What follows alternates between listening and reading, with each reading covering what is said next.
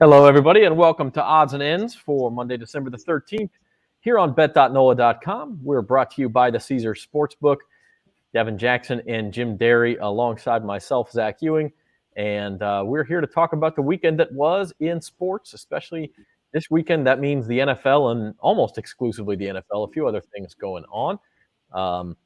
But we do want to remind you before we get started that you can sign up for the Caesars Sportsbook app right now. Mobile betting not live yet, but you can get that mobile app downloaded. You can look at the lines. You can check out how it works. You can deposit money. You can even get a bonus, $100 free bet if you use our promo code. You can either go to NOLA.com/Caesars. It will put it in automatically. Or if you just go to the App Store or whatever, the promo code is NOLA1, NOLA1. So we encourage you to do that whenever you get a chance, and you'll be ready to go when mobile betting goes live here in the next month or so, hopefully even before that. So in the meantime, let's talk some NFL. Let's talk some Monday Night Football since it is Monday night. And tonight's game is a good one out in the NFC West. The Rams in Arizona to face the Cardinals. This was the line from this morning. Cardinals were -2.5. It's actually ticked up to 3 with the news that both Jalen Ramsey, the Rams star cornerback, and their tight end Tyler Higbee, both on the COVID-19 list and will not play tonight. And so that's, I assume that's what's caused the line to tick up to 3, but you never know. It could have moved on its own anyway. It was 3 earlier in the week, went down to 2.5, and is now back to Cardinals by 3. So I know, Jim, when we talk about this game, the Sharps have been on the Rams most of the week. I don't know if today's news changes that for anybody, but that's where the money has been. Doesn't change it for me. I still am on the Rams. I said beginning of the season, I'm not ready to jump ship yet. Maybe one more bad performance, and I might be, but I still think the Rams are going to end up being the best team in the NFC. They aren't right now, but I think they will end up being the best team in the NFC.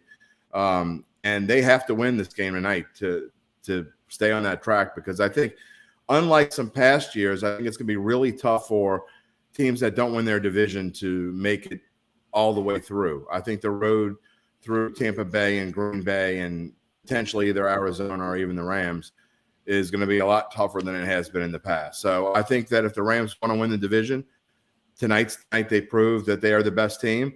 I still think they are, and losing Jalen Ramsey hurts, but I'm still not sure Kyler Murray is at full strength, or DeAndre Hopkins for that matter. So we'll see where that goes. I do like a lower scoring game, and I think that the Rams are going to play pretty good defense tonight. That's what I would expect. We've got you saw Dave DiBenedetto, who dat from Jersey, signing on, and we will talk plenty of Saints. That's quite a nice Jersey name there, DiBenedetto, that you've got, Dave. So we will talk some Saints. They got a win yesterday. That's right. Didn't say it right. The Saints do get a win up in Jersey, 30-9 over the Jets. Dave, you weren't the guy who ran on the field, were you? I mean, they said that was a Saints fan from New Jersey. If it is, we're gonna have to get you on for an interview real quick. You gotta leave Demario Davis alone, man. But anyway, the Saints did get a win. Let's key into some of the other NFL action. We'll circle back to Monday Night Football before we exit here and talk about that one, because it is a key game in the NFC playoff race. But the Saints get that win over the Jets. They cover as favorites. They break the 5-game losing streak. They do it in style. Just the afternoon window was insane. Devin, the 49ers and Bucks both blowing big leads, then surviving in overtime. And then we had, the Cowboys, some great gambling games. The Cowboys, the line moved up to 6.5, and they had a big lead, barely hang on to cover. The Ravens somehow cover, even though they were down 24-3 at halftime. Last night, the Bears were 12.5-point dogs. They had a 10-point lead late in the first half and didn't cover. And then, there's just some weird call, like the muffed punt. They got a kind of a cheap penalty on. I'm still sore about that game, because I was one of the only ones I know on the Bears. And in our Carville contest, they had the onside kick that they returned, but there's some archaic rule that you can't return an onside kick. Same as a muff punt. Yeah, well, no, a muff punt's different because there's nobody behind you. A muff punt's always going to be a touchdown. I don't know. Nobody behind you on a kick either. They're archaic rules. I don't like them. I especially didn't like them last night. But anyway, it was a good. Honestly, I think it was a bad day for the books yesterday. I think the bettors had a good day. Yeah, it was a lot of backdoor covers, and for a second there, and we were talking about it last night. We thought the Bills were going to cover, and pretty much what could not happen happened on both sides of the coin. The Bucks blowing a lead late in the fourth quarter, and then the Bills had a chance to possibly win the game. They go for the field goal instead of going for the win, and then in overtime the Bills get the ball first, so you think, okay, the Bills might actually not only cover but win outright.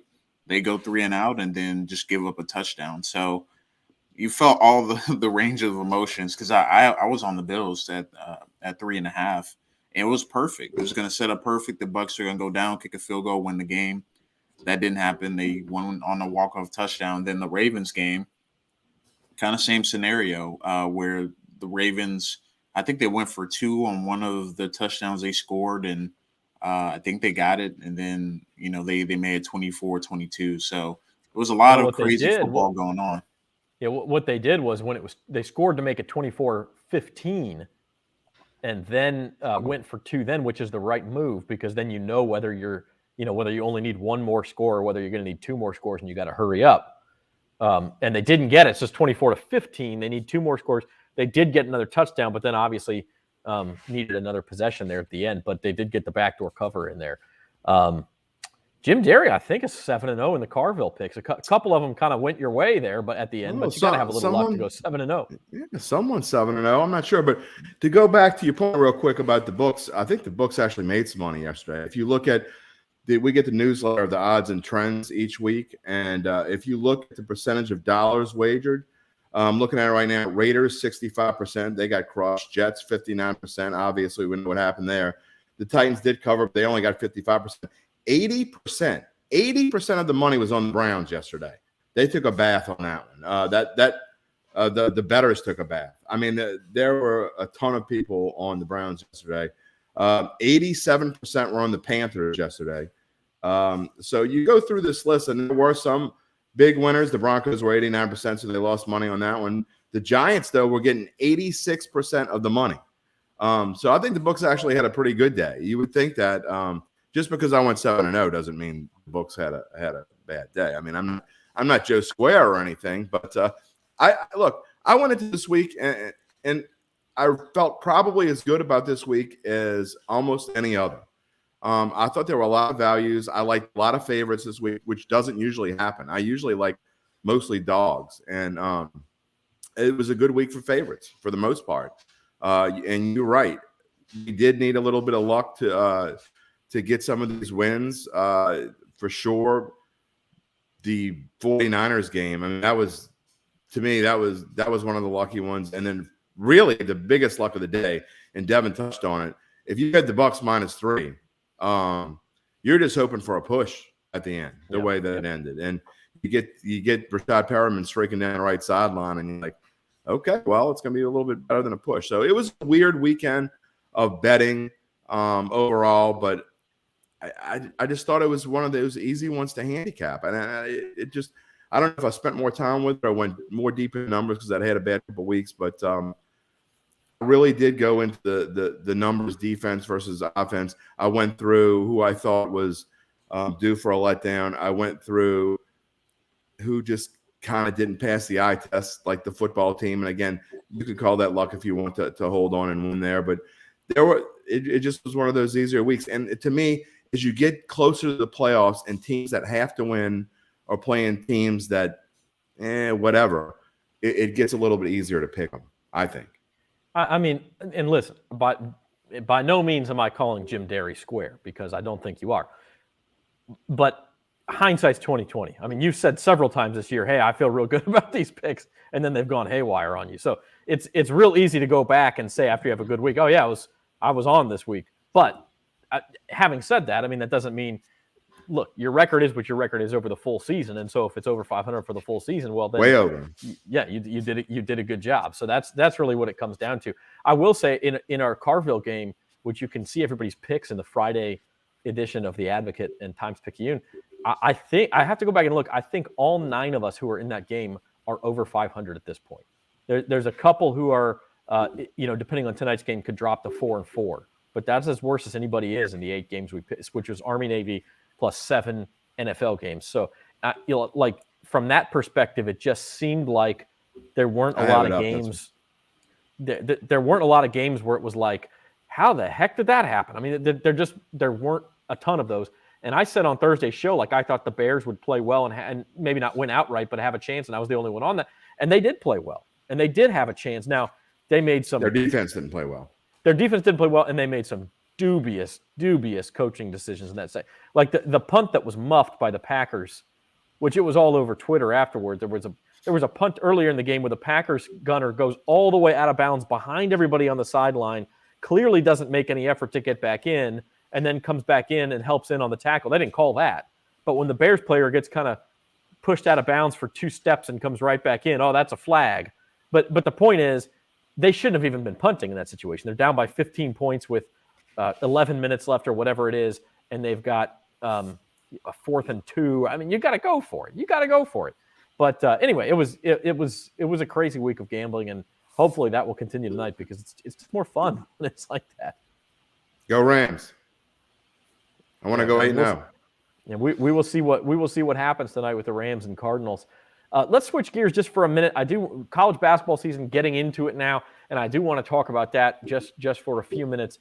No college football of note other than Army-Navy, and then the FCS quarterfinals were this weekend. But college basketball, hot and heavy, of course. LSU rolling. They're 9-0. They covered easily at Georgia Tech. The rest of the SEC, not so great. Arkansas and Kentucky lose blowout. Well, Arkansas loses a blowout. Kentucky lost to Notre Dame as a favorite. I don't know if anybody had time Saturday to watch that Alabama-Houston game. Might have been the game of the weekend in any sport. And I include those afternoon NFL games because this one was wild. There were like 19 lead changes in the second half. Neither team led by more than 4 points. Houston has a chance to win at the end. Possible goaltend. They didn't call it.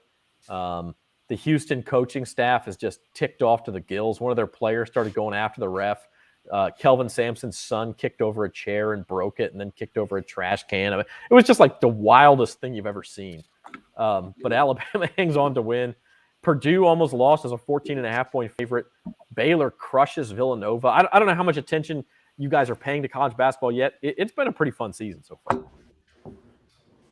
Yeah, I have not paid a huge amount of attention, but I did see a little bit of the Notre Dame Kentucky game. That was a pretty good one. It came right down to the wire. But some of those other games, I think Purdue lost earlier in the week, if I'm not mistaken. Yeah, they lost to Rutgers on a buzzer beater. Yeah, I saw that highlight as well. So I'm catching like glimpses here and there of some of these games. Obviously following LSU as the local team and see what they're doing. But it's definitely from the looks of it, looks like it's going to be another wild season of college basketball and a lot of upsets this upcoming year. Yeah, and I do want to mention. Go ahead. I'm just very happy with my early 13-1 Duke pick. I'm just saying. 13 to win the national title. The first bet I ever made at Harrah's was betting on Duke to win the national championship. So all right, a little Coach K storybook ending. Yeah, the Hollywood ending. Going out in style. I think it's that was the only reason why I really took it because you could just see as it goes towards the end. I mean, if they're when they're in the tournament, if they're the top seed, they're not just going to get love from the fans. They're going to get love from the refs. I do want to mention what Nick mentioned here. One of the Houston players, Houston was doing all this stuff. One of their players stopped and picked up all the trash that his coach spilled when he kicked the trash can over. I mean, it's like it was like a judge of humanity, right? Like you see one guy throwing a tantrum, another guy going after the ref. The Alabama coach, Nate Oates, is sitting there with his hand extended, waiting for Kelvin Sampson to come shake it. And he's just standing there posed with his hand out, like, hey, come shake my hand. And, clearly making a show of it. And then you have this Houston player who's they're picking up trash. Hey, my coach spilled this trash. I got to pick it up. It was great, man. College, there's almost nothing like college basketball. It's just the level of insanity we get into. Different. It's Phi Slamma Jamma Part 2. They just slamming it into the trash can. That's right. That's right. So as the LSU grad on set, Jim, I have to say, is LSU like a men's basketball school now? What's going on? They're rolling, man. Well, Wade knows how to play the game, my friend. He's learned. Well, he's got to do what he's got to do. Sorry, my thumb itched. I don't. You want to be with the rest of them. You want to play with the rest of the big boys. You got to do what the rest of the big boys do. It's kind of like high school football.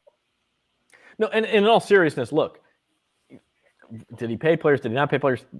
There's obviously some evidence.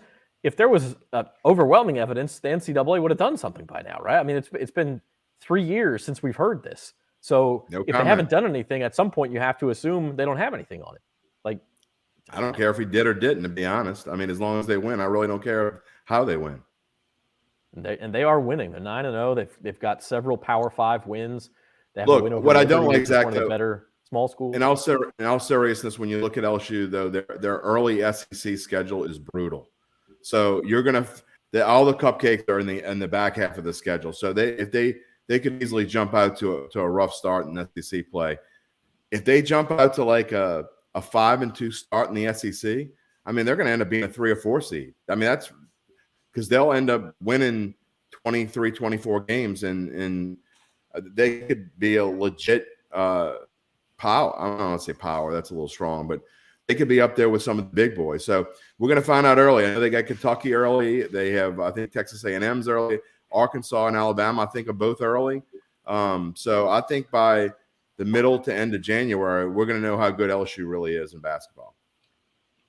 Yeah, I mean, I actually got them a couple of weeks ago at 10-1 to win the SEC. They're now 9-1, which still strikes me as a pretty good price. I agree.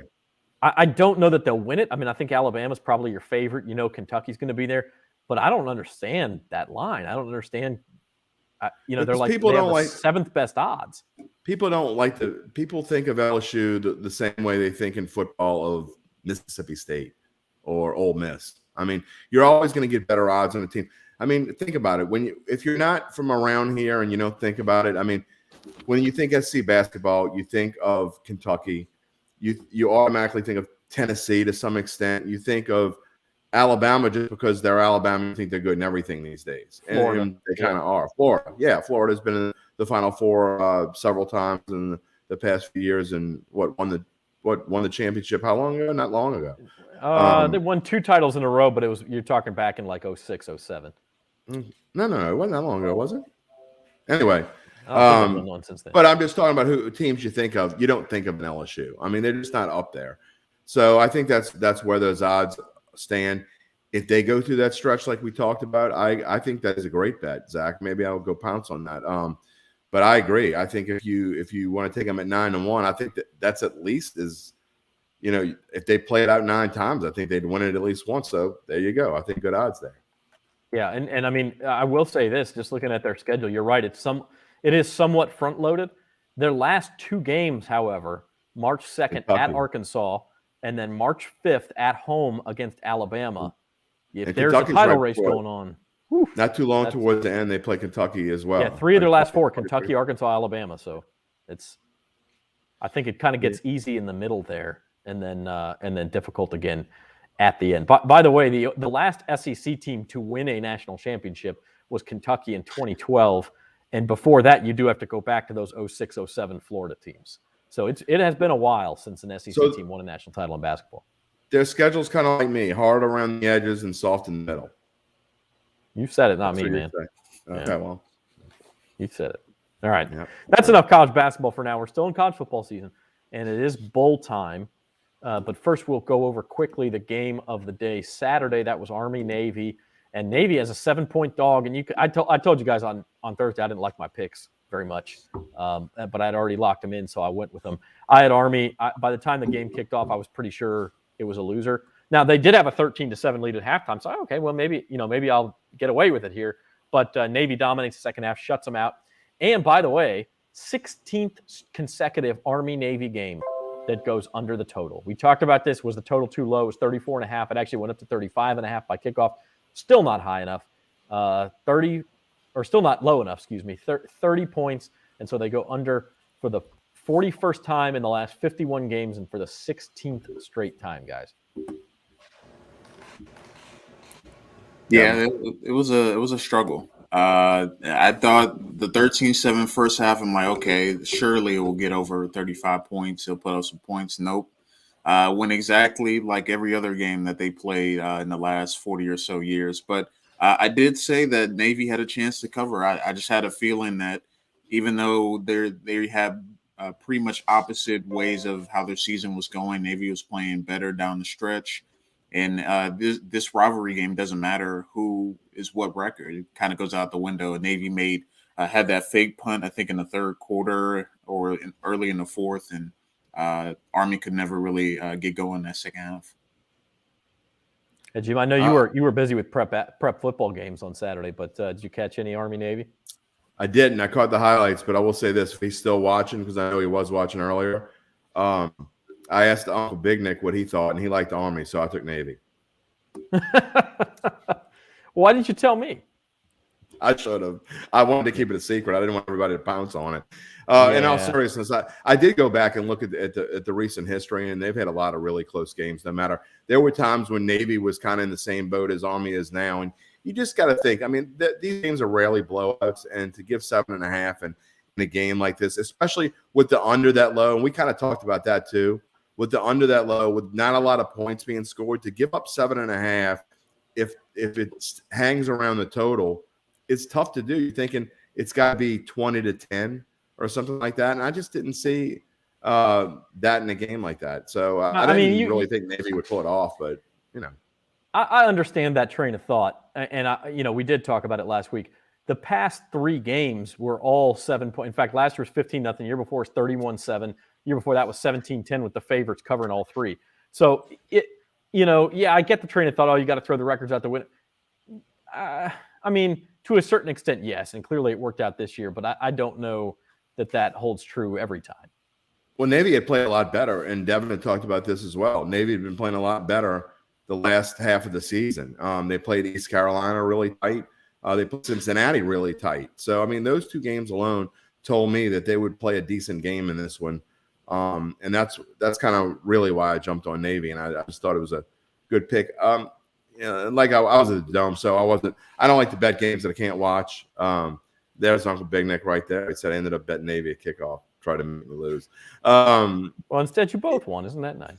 Yeah, well, I didn't bet it, so really only he won. But it did help me get to 7-0 with a chance to go 8-0 tonight. And let me just tell you, Jeff Duncan, who always talks smack prematurely, like I've known him for 20 years, and he's done it for 20 years. He likes to talk about a fantasy baseball team in May. And so if I take the lead on him, I'm just letting you know everybody's going to hear it. I think you have. Well, going into tonight, you have the lead on him, I believe. If the Cardinals cover, we're tied. Yeah. Yep. So if the Rams win, just be prepared for a text blow up there. Okay. All right. I'll look forward to that. Maybe I'll post it on Twitter. No, that's a lot of fun, and we're coming down to the end of Cashing In with Carville. We're going to get to some of those games. In fact, let's go ahead and take a look at a couple of the early bowl games. The bowl games start on Friday. There's actually 2 of them. I only put 1 on here, but Coastal Carolina against Northern Illinois. That's a 10.5-point spread. Coastal, of course, had a great season last year. Not quite as good this year, and they end up in the very first. Actually, it's the second bowl game. This is the Cure Bowl, and then the first one is actually Friday at 11 a.m. That's the Bahamas Bowl. So if you want to skip work on Friday and be a true degenerate, which I don't disapprove of, 11 a.m. on Friday, Middle Tennessee State and Toledo. Toledo is laying 10. So if you want to get bowl season started right, man, and we're going to play a bowl pick'em, which we'll talk about on Thursday. And then on Saturday, there are some good games on Saturday. Western Kentucky and App State. These were the runners-up in Conference USA and the Sun Belt, respectively. That is the Boca Raton Bowl. So that's a good one on Saturday. We have UTEP and Fresno State in the New Mexico Bowl. Shout out to Albuquerque. And then the Independence Bowl, BYU and UAB. BYU, great season to get left in Shreveport for the season, but a bowl victory is a bowl victory. And I've been to the Independence Bowl. I had a good time, so I'm not gonna. It's formerly known as the Poulan Weed Eaters Independence Bowl, isn't it? No, it is now the Radiance Technologies Independence. No, I'm saying formerly. That was my favorite. Formerly. Oh yeah, I thought you said formerly. Yeah. The Poulan Weed Eaters Bowl. That was pretty great. Yeah. And then the Bad Boys Mowers Bowl or something like that. Speaking of, I also, one game I couldn't fit on here on Saturday, Eastern Michigan plays Liberty in the Lending Tree Bowl, which is in Mobile. And then speaking of sponsors, Oregon State, Utah State in the LA Bowl. You guys know what the sponsor of this one is, right? Jimmy Kimmel. It is the Jimmy Kimmel LA Bowl. You're kidding. No. There's a Barstool Arizona Bowl, thing, too. Man. Yeah. I'm glad I'm not broadcasting that game. I'd have a lot of trouble. I mean, look, it took you a month to get me to say UL. Okay, I would not be able to say the Jimmy Kimmel LA Bowl. You could probably just call it the LA Bowl 50 most times. They'd have to pay me a lot of money. That one is Oregon State's the first Power 5 team to get to go bowling. Oregon State a touchdown favorite against Utah State. And then finally, Saturday night, the nightcap is the New Orleans Bowl, and that's the Ragin' Cajuns. They are 5-point favorites against the Marshall Thundering Herd, so that ought to be a pretty good one. Devin, I'm turning the floor over to you, man, because you do film study on these teams. What sticks out to you here? Film study. He does. Well, first one that I think people are going to miss over is the Fresno State UTEP game. Fresno State is going to be without their head coach, without their quarterback, and I think without their top receiver. So I would probably take UTEP in that one just to cover, because I just don't think Fresno State's offense is going to produce much, because they have not played with their backup quarterback much this season, and he's going to be in the game. And when he wasn't, he didn't look good. So I'm just going to interject real quick, Devin. And that game too, we always talk about bowl games. You got to judge motivation, right? UTEP was supposed to be trash. I mean, their win total this year was like 1.5 or 2. They went 7-5. They're playing that game in Albuquerque, which is just 3 hours up the freeway from El Paso. Like, it just feels like a game where UTEP's going to be the more motivated team there. So I like that pick a lot. But keep going with your other ones. Yeah, that was the first one that stood out to me. Another one is Oregon State, Utah State. Utah State has been a surprise this season. First year under Blake Anderson, and they won the Mountain West Championship. San Diego State was the favorite in that one. Utah State not only covered, but won straight out. I think Utah State has a good chance to win this game straight up. I think they're going to be juiced up to play this game. They had a bad season last year, and they're coming off a big-time win in the Mountain West Championship. So that'd be another one to watch. And then App State, Western Kentucky. Western Kentucky, another team that, kind of disappointed in the Conference USA Championship game, but I think they're going to come ready to play in that one as well. App State, they've been here, done that. I don't think they're going to be super juiced up about it. Probably disappointed by losing the Sun Belt Championship as well. The Western Kentucky quarterback is playing in his final game. So I expect a lot of points. I would probably take the over in that game. I don't know if I will bet Western Kentucky to cover, but I would definitely take the over in that one. Jim, the Ragin' Cajuns, I believe you guys were both on them in the Sun Belt title game, and they beat App State last game under Billy Napier. Now the dynamic changes. It's an interim coach. They're in the New Orleans Bowl, which is, I think, where they want to be, but it's also something that program's won several times. So what do you make of the spot that they're in here, just from a motivation point of view? Not a good one. I'll have to go through. I have not gone through everything yet, so I'm going to have to look at it a little bit more. But I don't like UL here. I just don't. Oh, good Lord.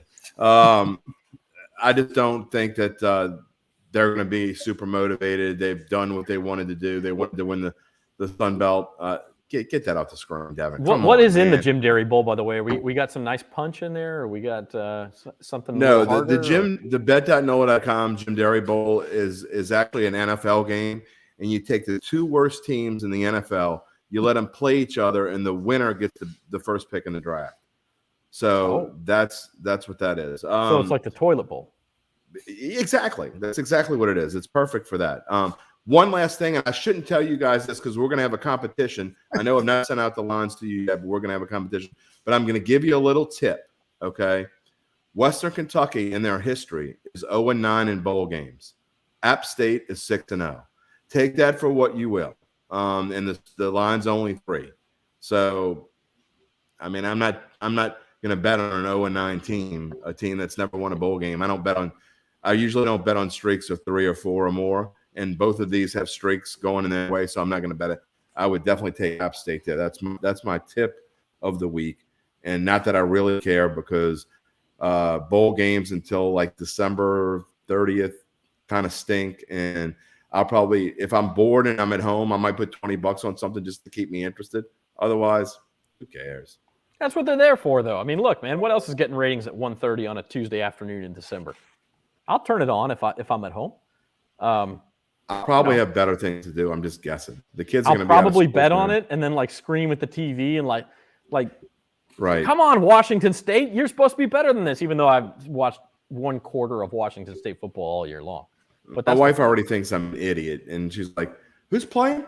Why do you care?" And then she'll say, changing that fact. My wife thinks I'm an idiot too. I mean, you're older than me. We've come to accept it, right? Yeah, Devin, wait till you get married, buddy. All right. I know Jerry and some of the others in the comments have been waiting for some Saints talk. Let's get to the Saints. Everybody said it during the week, and it's one thing to say it, it's another thing to do it. They just went right out and ran the ball down the Jets' throat, played good defense. They didn't outthink anything. They did exactly what you're supposed to do against a bad team, and they just kind of bullied them around, right? Yeah, and I know you're not going to give Taysom Hill any love or credit. I just know you're not. But anyone who – all the Taysom Hill haters out there need to go listen to Attitude and hear what I had to say this morning, because I thought that he played very well, and even with the messed up finger, I thought the game plan was outstanding. I thought Sean Payton kind of outfoxed the Jets, thinking that Alvin Kamara was going to be on a pitch count. That was hilarious. He even got the media buying in hook, line, and sinker. He brings Tony Jones out for the first play. Oh, they're going to run Tony Jones. Oh, no, we're not. And Kamara looked like Kamara. I mean, it was great.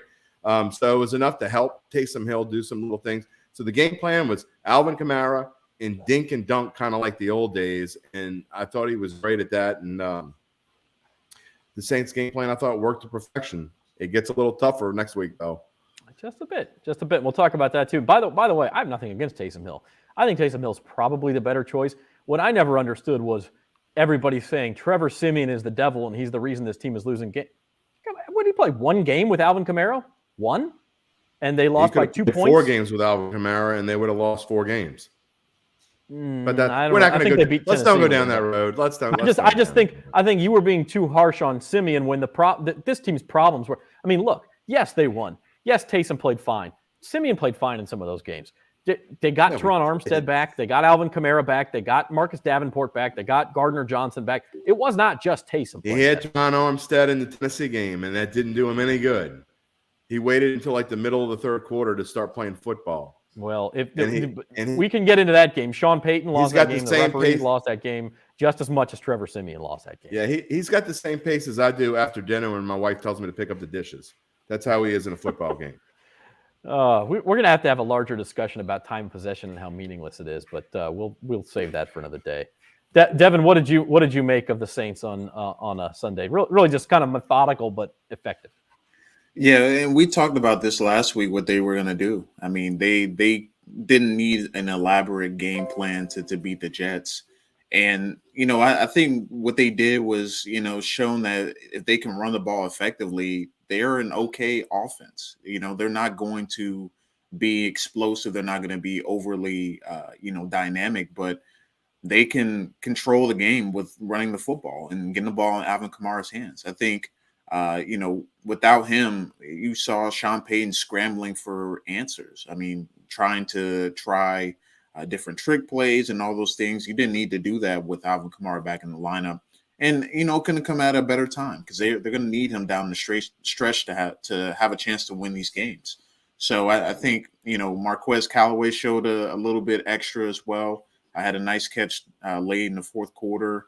Traquan Smith has looked good as of late. So I think the Saints offense, they're going to be decent enough to win games. And it's just going to be about taking care of the ball. And I think Sunday was the first game Taysom Hill started without a turnover, fumble or interception. So that recipe is going to be able to keep them in games, but they're going to need definitely some turnovers from their defense going forward to continue to win games and be competitive.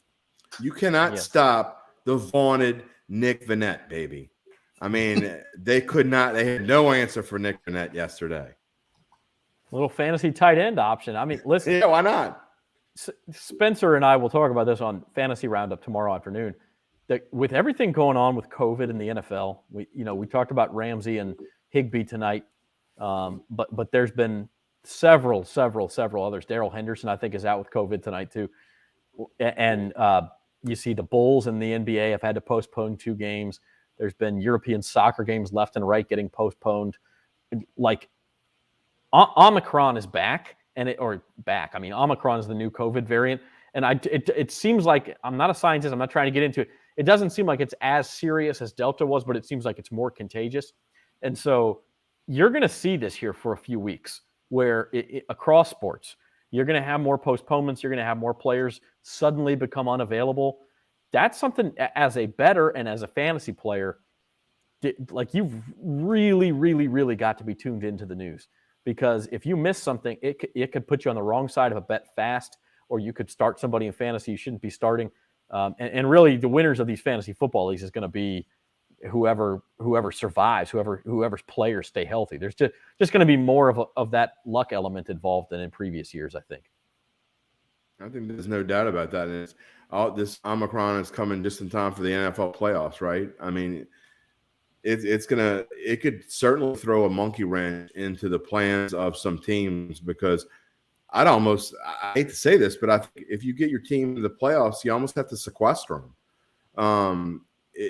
You had to tell them, look, you're going to be away from your family for a month, like they did last year when everything first got started and they were able to get out on the field. And I know and the NBA did that and put them in a bubble. And I hate to say that, but if you want to win a championship, that's kind of how you have to approach it, because let's face it. I mean, if Green Bay ends up being the 1 seed and they lose Aaron Rodgers in the first week that they have to play, they're not going to beat whoever they play. I don't care who they play.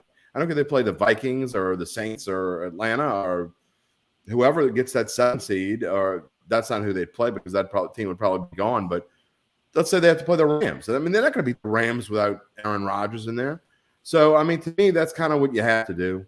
And I think you will see that, because we've already seen it. It started. It's kind of in the Midwest now, and my sister lives in Springfield, Mass, and it's kind of bad in the New England area. It's getting bad again.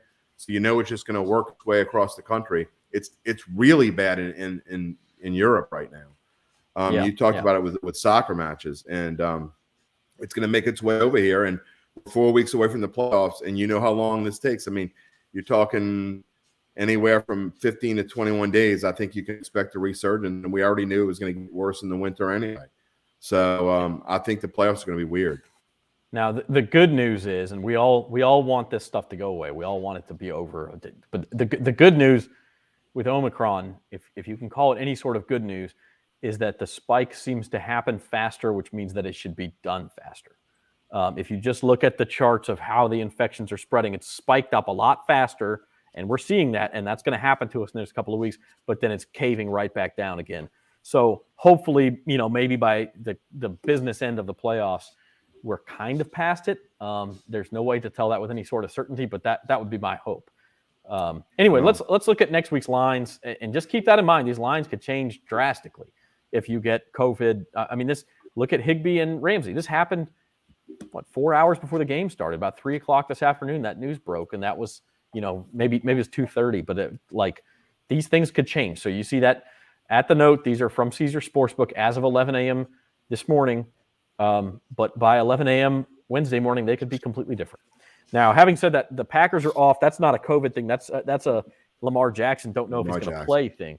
And Aaron Rodgers also said after the game last night that he aggravated his toe injury and that he plans on playing through it. But could that make him he certainly didn't look less effective last night, but you just never know. So keep an eye on that if you want to bet Packers-Ravens.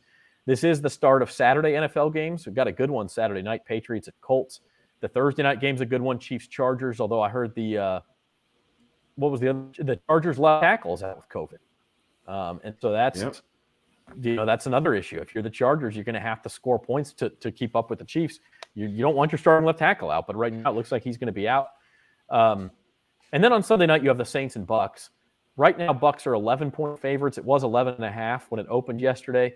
If it stays that high, guys, this will be the Saints, the most points they're getting in a game in the Sean Payton era. They've never given more than 10. The last time they gave more than 11 points was the last game before Sean Payton. It was New Year's Day 2006, and they lost to the Bucks in that game, 27-13. So it's been a long time. Which had been the last time that they had lost 5 in a row as well. So they ended that season on a 5-game losing streak. So that's how, and they finished 3-13 that year. So we're comparing this team to a 3-13 Saints team. The Buccaneers minus 11. You know what? I'm going to have to really go through this, but I'm not sure that's enough. I don't want to. I know Saints fans don't want to hear this. And what are you talking about? We beat them 3 times in a row. It's a little different. I mean, they know that the Saints have beat them 3 times in a row. They can clinch the division by winning this game. I think they are ready to make a statement. The Saints will not be able to run the football on this team because no one runs the football against this team. This is a tough spot for the Saints. Finally breaking that losing streak, having to go back on the road, second straight week at your, at the nemesis for the moment. And if the weather is anything like it was yesterday, hot and steamy, you better be in really good shape for this one. Another interesting one. Actually, Devin, I'll give you a chance to talk Saints Bucks. Tom Brady he's had trouble in prime time lately in his career. I mean, you can look up the numbers. He's still okay, just not quite Tom Brady level. Do you buy into any of that, or are you on the Bucks here as well? I don't know if I'm going to pick the Bucks to cover necessarily. I think the Saints still have a very good chance of covering, but in terms of winning the game, I would expect the Bucks to win the game. I mean, they're the way that I wouldn't be at the same time. It's kind of hard for this season because we think we would know everything that's going to happen. The Saints shouldn't even won the first matchup if we're being honest, but they played about as perfect a game as they can. So this one's going to be a tough one. I just don't want to pick the Bucks to cover this game because I just feel like the Saints their defense finds ways to confuse Tom Brady. And I mean, I can't really explain it, but it's going to be a tough one. But I think I'm going to pick the Saints to cover, but I think the Bucks will still win the game. Did you say Tom Brady doesn't play well in prime time? There are numbers to back that up. Isn't the Super Bowl played in prime time? I believe that it is not considered prime time. Really? Okay. I think it runs. It does. I mean, look. He's got like a few. I only have one ring on right now. Although I mean, look, and I'm not a Brady hater. Like I'm not one of these people who tries to downgrade everything he does. But it's also true that he's won 7 Super Bowls. Half of them, I don't know that he won them as much as he didn't lose them and let the defense. The interception against the Seahawks, the very first one against the Rams. That Patriots team had a terrific defense. The second one against the Rams was like 13-3. It's not like he lit up the building in that one. You know what I'm saying? I mean, I thought I was in. I'm in the vast minority. I know when it comes to. I don't think Tom Brady's the GOAT. That's another debate for another day. But anyone who wants to downplay anything this guy has done, I don't know, man. That's a little. You win 7 Super Bowls, and you're the quarterback. I mean, we could go back and look at. I mean, was Terry Bradshaw a great quarterback? He won 4 Super Bowls. I don't know. I mean, he was a really good quarterback. But if you win 7 Super Bowls, it takes a little bit more than luck. That's all I'm going to say. And Tom Brady in prime time, I really need to see those numbers that back up that he's not very good or not great or whatever. However I'll let you restate it any way you want to state it, but I need to know how you're putting where you stand with Tom Brady in prime time. Last year, okay, the Buccaneers beat the Giants on a Monday night. I remember. I'm sorry, that was this year. I'm thinking they beat him last year. They beat him last year. They did beat them last year, but when they beat them on Monday night this year, it was 30-10. The Bucs were -10. They covered. Yeah. That was the first time in 13 primetime games that a Tom Brady team had covered the spread. That's only because the betting public, Drunk Joe and Aunt Mabel, love Tom Brady so much. You could put the line at whatever you want, and they're still going to bet him. The line is always super inflated. Just like, okay, then what about this but line, you're saying this one's line not? in the grand scheme of I think this line's super inflated too. I don't think that you could make it enough to make me bet the Saints. I'm not. That's not official because I got to go look through some things. I haven't done my handicap on it yet, but it's just the spot. But 8 times out of 10, Tampa, just like Kansas City last year, they finally started realizing that Kansas City is getting too much love, and people just start betting against Kansas City, and we're winning every week for like a bunch of weeks in a row. But it's kind of the same thing now with Tampa Bay. I mean, their line is just way too high. It was always too high when he was with New England too. It's been the same thing. I bet you his in his career. I might do this as a project in the summer. His career against the spread, I bet you he's sub 500 for sure because it's overinflated. Yeah, you may be right. I mean, I would have to go back and look at that, but I do remember those against the spread, and then his passer rating. I didn't do the research. I admitted I was unprepared for this. His passer rating in primetime games, maybe I'll have it for Thursday, is also lower than it is normally. And again, you're typically playing better opponents in primetime, so that's part of it too. But there has been a lot of discussion about Brady in primetime, so we'll see what happens. This is why you're not a lawyer, Zach. You throw stuff out without having looked it up. The judge would be asking me to. That's why we're both not lawyers. I do it. Right. I do it as well. You see, I do have some numbers. I am prepared as far as this goes. Keith Kastner, we saw a comment on there. The Saints will win their last 4. Jerry Poor says he hopes the Saints sweep the Bucks. If the Saints go 4-0 the rest of the way, which again not likely, especially this weekend. But if you look at 538, they have a little model where you can say, okay, I picked this team to win this game and this team to win that game, and you can select as many as you want, and it gives you playoff odds. If the Saints go 4-0, regardless of other results, they're more than 99% to make the playoffs. They're basically in if they go 4-0. Yeah, they're going in. Yeah. Now, if they lose to the Bucks and win their last 3, they're 61%. Okay, so that would put them at 9-8. And they say they're 61%. However, if they go down to 2-2, any combination of 2 and 2, the best that I could get them to is 17%. The worst was like 3%, and that's if they lose to Carolina and Atlanta, who are teams that are they're going head to head against for the wild card. So this is a big game just from the perspective of if they can win this game, you are in really, really, really good shape. And maybe I'm stating the obvious, but you lose this game, all of a sudden, basically no margin for error. You got to win the last 3. I know it's Devin's turn, but I just want to say one quick thing. Really, and I'm going to hand it over to Devin. If the Saints go 3-1, I don't believe that 61% at all. There are too many teams bunched up in that spot, and I need to go through the records. But I think it's I was talking about this morning with Garland Gillen. I think if they go in 3-1, it's got to be less than 50% that they make the playoffs. I mean, they don't win hardly any time unless they get head-to-head with Washington, or they get I don't know what it would be like with Atlanta if they beat them in the last game. But if they get head-to-head with one of these teams, maybe so. The conference record isn't any good. That Giants game we talked about that was going to bite them in the butt later, it's definitely going to bite them in the butt. Oh, one more win anywhere, and they're in much, much, much better shape. Sure. But I don't believe that 61%.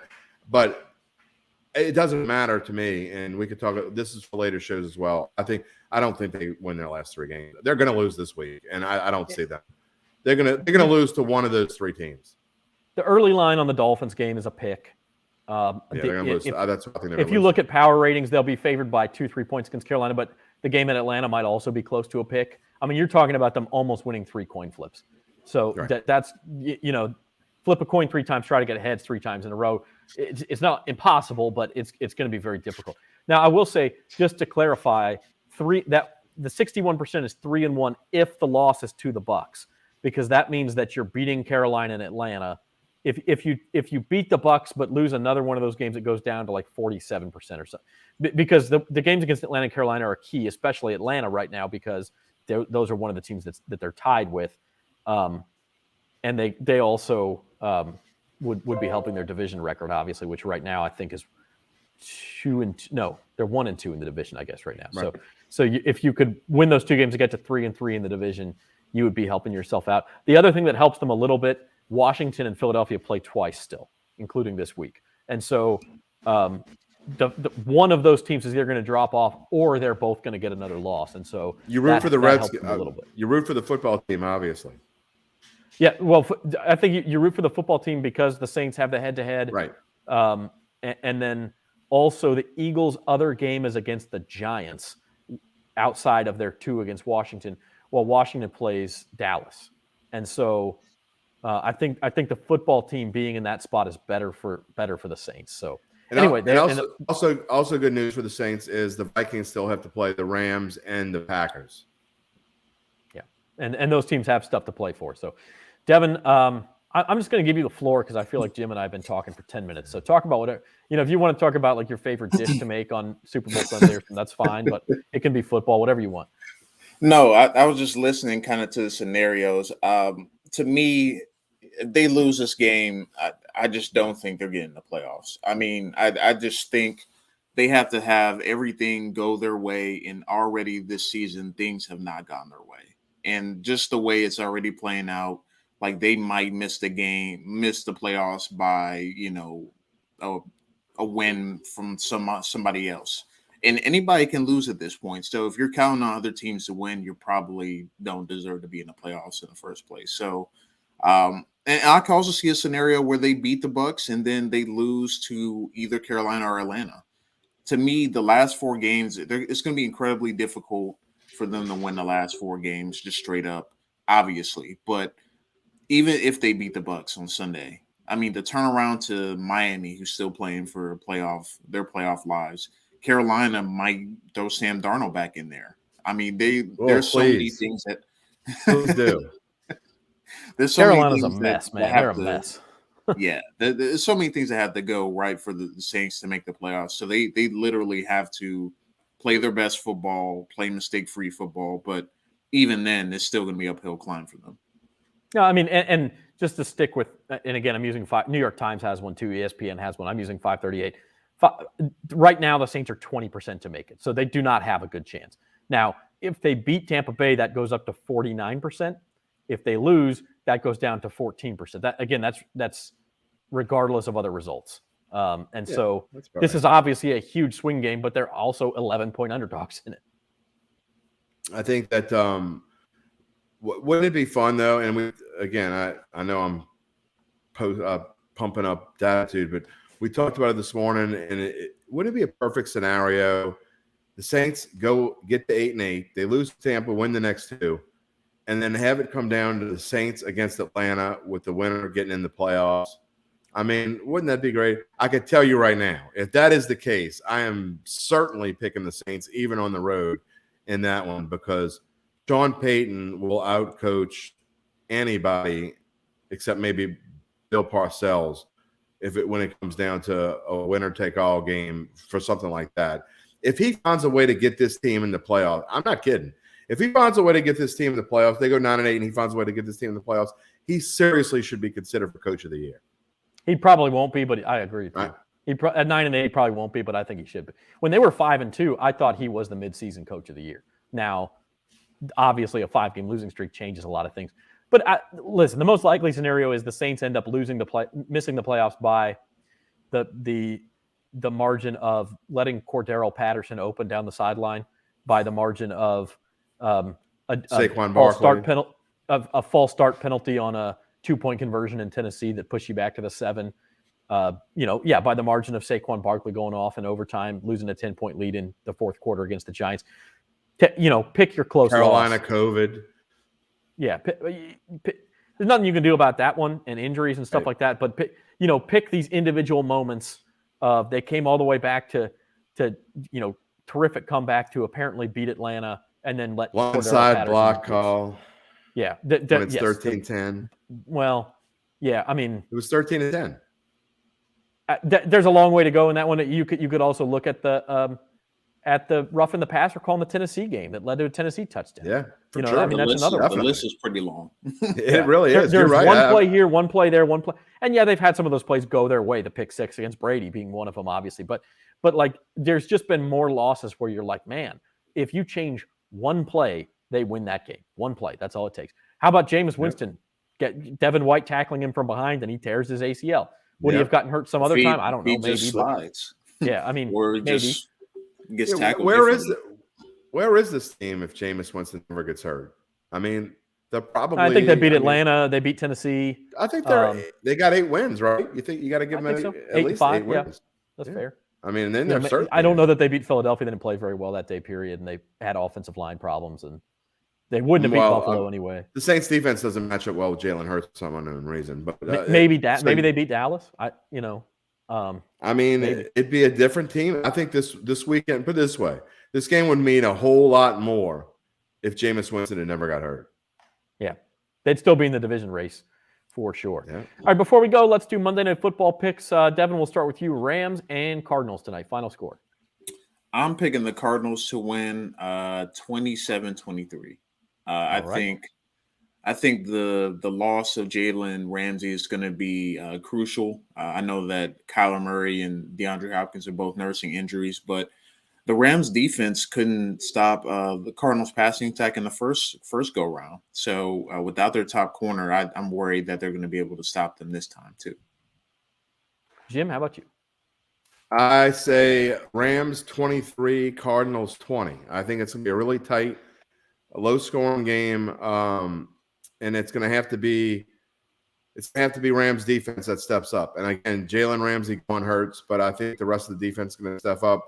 I think Von Miller is probably finally feeling comfortable with the Rams. And again, this is a statement game. They've got to win this game to have any chance to win the division, or else the Cardinals are going to cakewalk to winning the division. And really, obviously, this gives them the upper hand in winning the number one seed if they can win this one. So it's a huge game. You don't get a lot of big games on Monday night, maybe 1 or 2 a year these days. But I like the Rams. I still think that they're going to find a way to win and leave some drama in the NFC West the rest of the year. Yeah, and I'll take the Rams. I'll go a little higher scoring, 28-27. I'll take the Rams to win. The Saints have 2 straight primetime games, I just realized, Sunday night and Monday night. So they'll be in the spotlight. Is it true that they can flex Monday night games? I've heard somebody told me that. Not a Monday night. You can flex a Sunday night, but it's too late for that. But you can't flex a Monday night. I know, but somebody told me that they just started that this year, and I had never heard it, and I never went and looked it up. So again, me being a lawyer, but someone told me. It wouldn't make a lot of sense to make a team play on a different day on short notice. I don't think you can. But anyway, listen, the Saints Dolphins it's not the sexiest game in the world. It could very easily end up being an elimination game. Whoever loses that game is basically done. So it could be from a that 6-3 game. It could be a 6-3 game. I'm not kidding. By the way, the Dolphins have serious COVID issues right now too. Well, probably not by the time they play the Saints, but they got 3 running backs in the COVID room. So anyway, we will say goodbye, and we'll see you guys tomorrow, 3:30 p.m. for the Fantasy Roundup. Thursday at 4 p.m. for At the Book. For Devin Jackson and Jim Derry, this has been Odds and Ends on Bet.NOLA.com, brought to you by Caesars Sportsbook. Have a good one, everybody.